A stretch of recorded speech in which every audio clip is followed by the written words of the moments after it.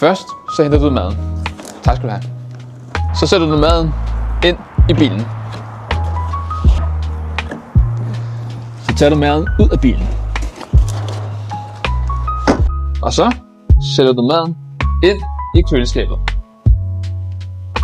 Og det nærmer sig, at I skal til at spise, så tager I maden ud af køleskabet.